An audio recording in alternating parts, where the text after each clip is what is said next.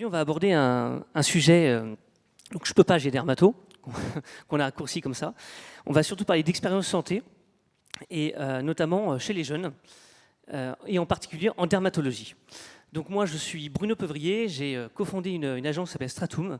On accompagne les laboratoires pharmaceutiques dans leur stratégie omnicanale et notamment dans une meilleure compréhension des parcours patients. Alors avec moi aujourd'hui, Pascale Benaxas, présidente de France Asso Cancer et Peau. Élise Aucterpe, donc patiente et responsable des relations avec les jeunes adultes chez France Asso Cancer et Peau également. Bonjour à tous. Et Catherine Bessac, pharmacienne et en charge des relations patients chez Pierre-Fabre Dermocosmétiques. Bonjour. Alors tout d'abord, Catherine, pourquoi est-ce que l'on parle des jeunes ici en particulier ? Parce qu'on dit que pour grandir, il faut s'opposer. Et du coup, tu ne dois pas, c'est compliqué, dans un sens comme dans l'autre. Et du coup, particulièrement en santé, se pose la question, comment on fait pour envoyer un conseil en santé à des jeunes générations, que ce conseil vienne des parents, des professionnels de santé ou même d'une autorité. Et notamment, lorsqu'on parle de campagne de prévention, l'année dernière, sur cette même scène, je parlais des échecs, de l'échec des campagnes de prévention solaires qui visent à protéger du cancer de la peau. Et c'est un peu de là, en fait, qu'est venue l'idée et le partenariat avec Élise et Pascal, parce que justement, il se trouve que les jeunes générations sont parmi les plus concernées par le cancer de la peau. C'est vrai, Pascal, les jeunes sont particulièrement touchés par le cancer de la peau ? Et oui, c'est donc le cancer le plus fréquent chez les jeunes adultes. Et surtout, c'est le cancer qui progresse le plus. Pour vous donner une petite idée, donc le cancer de la peau évolue de 15%, quand le cancer du sein évolue de 3%. Alors malheureusement, au sein de l'association, j'accompagne beaucoup de patients, mais beaucoup de jeunes également. Et c'est toujours en fait le côté alarmant et les mêmes process qui remontent et les mêmes ressentis. Les patients qui vous disent si j'avais su, ils ne comprennent pas pourquoi ils n'ont pas été plus bousculés que ça dans l'information qu'ils voient tous les jours, pourquoi ils n'ont pas été plus fortement alertés. Et pourtant, les campagnes de prévention, elles existent depuis plus de 30 ans. Et le constat aujourd'hui est navrant dans le sens où on voit que malgré le fait de leur existence, même si certaines régions essayent des axes un peu locaux, on note que ça ne déclenche pas un changement de comportement. Élise, vous êtes une jeune patiente. Est-ce que vous aviez une notion du risque avant ? Est-ce qu'on vous avait prévenu ? Est-ce que vous étiez informée ? Alors oui, parce que moi, mon père vient du domaine en fait, de l'agriculture. Donc il avait été fortement prévenu des cancers de la peau dans ce secteur-là. En fait, on en parle beaucoup. Moi, avec mes frères, on était tartinés quand on était enfant. Ils nous disaient qu'il fallait faire attention, etc. Sauf que petit à petit, j'ai grandi, puis je voulais bronzer, et je voulais ressembler à mes potes, et du coup, j'ai moins mis de crème solaire, et je me suis exposée. Donc en fait, oui, j'étais consciente du danger, j'en avais conscience, mais j'appliquais pas forcément les bons gestes pendant la période de l'adolescence. C'est ça le problème, Catherine ? Le passage du message à l'action ? Exactement. C'est-à-dire qu'en fait, lorsqu'on interroge les jeunes générations, 95% ont entendu les messages. Donc, ils sont arrivés à la cible. Ils les comprennent. Donc, le message semble clair. Ils les croient. Mais, en fait, ça ne transforme pas. On en a 1 sur 5 seulement qui respectent les recommandations qui ne sont pas très compliquées, en fait. Ne pas s'exposer aux heures les plus chaudes, je le redis, et réappliquer un produit solaire toutes les 2 heures. Alors là, on parle d'une maladie grave, et c'est déjà surprenant, mais on parle aussi de la peau. Et la peau, c'est hyper important pour les jeunes, c'est l'image. Et donc, comme ils sont attachés à leur image, est-ce qu'ils sont plus attentifs quand on parle d'acné ou de toute autre maladie de peau, par exemple ? Oui, alors nous avons lancé une enquête qui a été menée dans 20 pays. On parlait de Kantar tout à l'heure, donc ce sont les databases, les données, les cibles de Kantar qui ont été utilisées, avec plus de 50 000 répondants.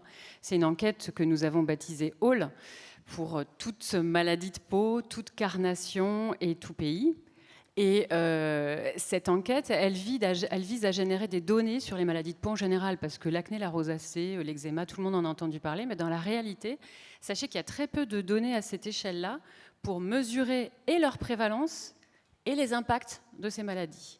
Donc c'était vraiment l'objectif de cette enquête. Et ensuite, ça nous permet à nous, laboratoire Pierre Fabre, de mieux comprendre les besoins des malades et du coup d'ajuster et d'innover en fonction, mais aussi de partager ces données, puisqu'on les met à disposition, open source, des associations de patients notamment. Donc ça, c'est l'objet de cette enquête. Et derrière, on a effectivement pu faire une analyse par tranche d'âge. Alors évidemment, je ne vais pas vous développer toute l'enquête, mais déjà, plus on est jeune, plus on est touché par une maladie de peau. Alors notre enquête, elle s'adresse aux 16 et plus. Vous ne pouvez pas interroger les enfants sans l'avis des parents. Donc du coup, 2 sur 5 jeunes dans la tranche d'âge 16-34 ans sont touchés par une maladie de peau. Et en fait, on est de plus en plus touché par une maladie de peau quand on est jeune, mais on va de moins en moins consulter. Voilà. Et si on leur pose la question de où se renseignent-ils, alors là, où est-ce qu'ils veulent... Alors la question exacte, c'est où trouvez-vous une information fiable? Alors le professionnel de santé reste la référence, mais quand vous regardez la courbe des âges, plus vous avez un histogramme foncé, plus on est jeune, et donc à l'inverse, plus l'histogramme est clair et moins on l'est, pour pas dire qu'on est vieux. Mais du coup, vous voyez que en fait, on consulte d'autant plus qu'on avance en âge, et à l'inverse, on consulte d'autant moins qu'on est jeune.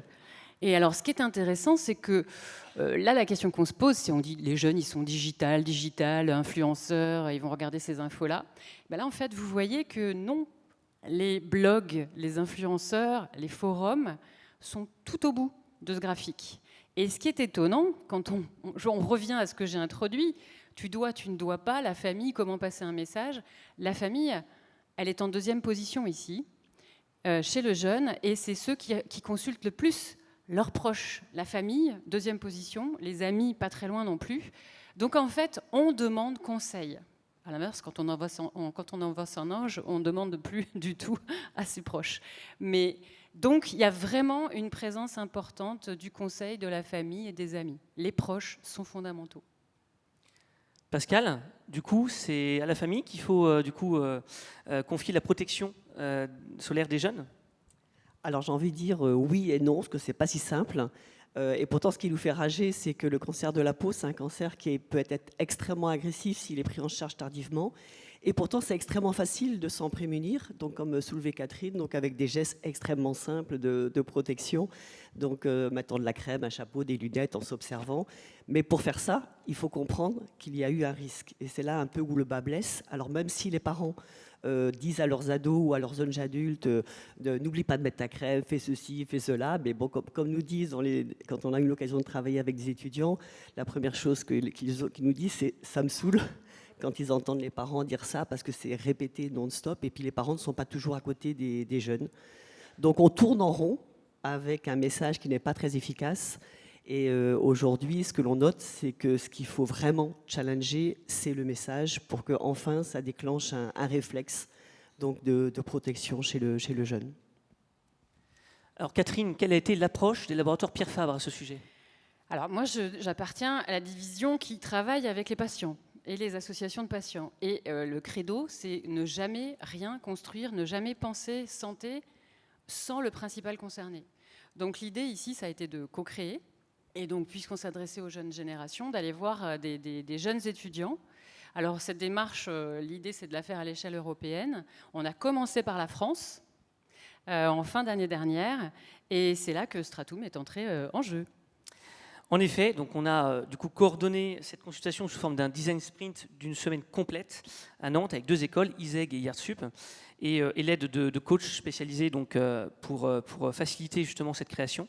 Et pendant une semaine, les jeunes se sont prêtés au jeu pour trouver de nouvelles idées d'innovation, sans aller faire du micro-trottoir, sans aller interroger d'autres jeunes dans la rue pour se faire cet effet un peu miroir dont on a besoin parfois. Et donc on travaillait, planchait pendant une semaine et trouvait de nombreuses idées. 60 approches ont été travaillées, ils en ont sélectionné eux-mêmes une bonne vingtaine qu'ils ont partagées avec vous, Pascal et Élise. Qu'est-ce que vous en avez pensé du coup de ces résultats au bout d'une semaine? Alors finalement, en fait, on a vu qu'il n'y avait pas que du digital.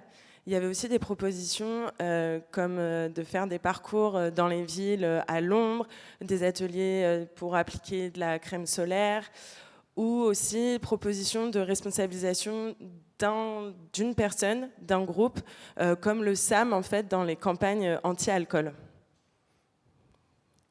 Alors, ce qu'on a observé aussi également dans tous les ingrédients qu'ils avaient utilisés, ils ont aussi forcément leur code, leurs ingrédients qui leur sont propres, qui est aussi d'ailleurs très générationnel par rapport à ce qu'ils vivent aujourd'hui dans la société. Et donc, il y a beaucoup de prise de conscience sur le shaming, sur la peur, forcément, mais pas que, justement, puisqu'ils reprochent aux campagnes précédentes de trop être dans cet aspect-là. Ils ont beaucoup travaillé sur l'expérientiel pour qu'on puisse se projeter, qu'on puisse se rendre compte de ce que c'est que la maladie aussi, des risques encourus. Ils ont travaillé, bien sûr, sur la partie tribu, pression des pairs, communautaire, parce que forcément, quand on se construit, quand on a 15-20 ans, on a besoin de ressembler aux autres. Et ils ont travaillé, bien entendu, aussi sur la partie gaming, engagement, parce que ça, pour le coup, ça fait partie de leur quotidien, le côté un peu challenging, gaming, donc sur ce sujet. Et puis, bien sûr, ils utilisent beaucoup de choses, des smartphones, bien sûr, mais pas que. Et donc, ils ont travaillé sur des wearables, sur du device, sur de la personnalisation, puisqu'il y a ce côté aussi, vouloir être unique aussi, quelque part. Donc, ils ont beaucoup travaillé aussi sur ces ingrédients. Alors, ce qui est formidable pour nous, c'est qu'on se retrouve aujourd'hui avec une importante matière pour mettre à disposition en fait, les patients, avec ce qui nous intéressait beaucoup, avec une faisabilité à court terme. C'est presque demain pour certains projets et à court terme pour d'autres. Donc, on passe de nos attentes, rêves à la réalité. Et c'est toucher la cible avec leurs mots. Je pense que ça va bouger. Et parce que du coup, cette matière disponible, qui est une matière open source, elle a donc matière à être partagée, désolé de faire le jeu de mots, mais avec d'autres personnes. Oui, exactement. C'est-à-dire que nous, on la met, tous les résultats de ces design sprint et qu'on va faire donc, aussi dans d'autres pays, on va la partager, enfin, elle sera partagée dès le mois de mai, sur le site myson.skin. Et évidemment, on a des partenaires, donc France Asso Cancer et Peau en France, mais on a également des partenaires dans d'autres villes d'Europe. Et je précise aussi qu'on était super dans la cible là à Nantes, parce que l'Ouest est la première, ça peut sembler curieux, attention à Deauville, mais l'Ouest, c'est la première région concernée par le cancer de la peau. Tout à fait. Et du coup, ce qui était intéressant, je me permets aussi d'insister, ce qui était intéressant, au-delà d'avoir la région la plus touchée, c'est quand elle était face à des jeunes étudiants qui n'étaient pas dans la santé. Donc, on était vraiment face à du jeune grand public. Donc, tout à fait. Tout à fait. Et du coup, vous avez prévu de l'utiliser du coup, pour l'association ? Oui, du coup, moi, j'ai continué à travailler avec les étudiants de Nantes. On a travaillé sur un projet donc co-construction avec l'association et eux. Et en fait, les étudiants nous ont apporté plusieurs choses.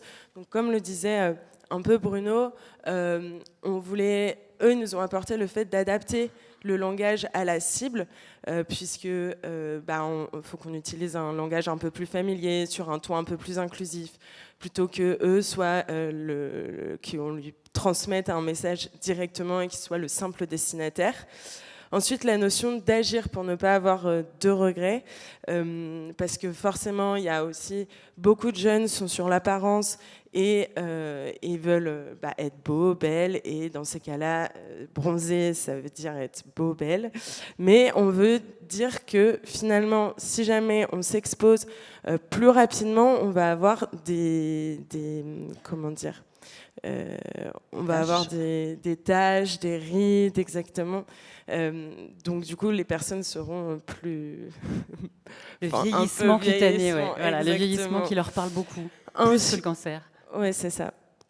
Ensuite, il y a la responsabilisation d'un membre de la team, donc c'est plutôt pression des pairs. Donc encore une fois, appartenance à un groupe, c'est important à cet âge-là d'être engagé dans un groupe, que ce soit d'être responsabilisé. Et il y a ce côté aussi gaming. Donc en fait, ce qu'on a fait, c'est une campagne T'as pas capté, donc qui sont sur les réseaux sociaux, qui vont être impulsés par des influenceurs.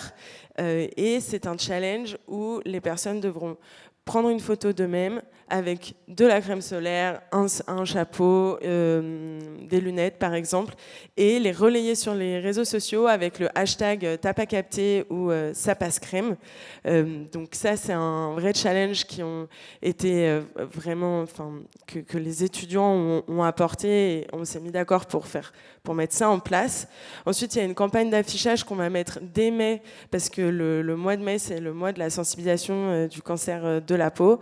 On est actuellement en partenariat avec des associations, avec l'association des maires de France. Donc on va avoir des panneaux numériques avec ces affichages, on va distribuer des flyers, et enfin il y aura des éclairages des monuments en violet, ce qui a été fait par le passé, et violet pour les ultraviolets. Donc c'est le petit clin d'œil pour le mois de mai.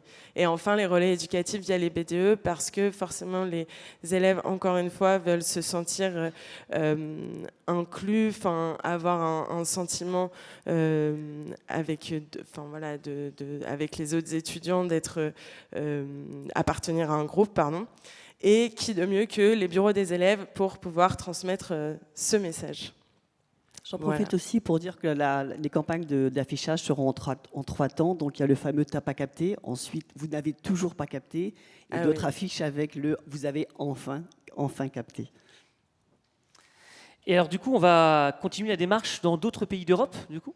Oui, puisque la semaine prochaine, nous sommes en Espagne, pas loin de Barcelone, et on va enchaîner ensuite avec l'Allemagne. Et à chaque fois, on embarque des oncodermatologues locaux et des associations locales. Superbe. Un petit mot de conclusion pour chacune ?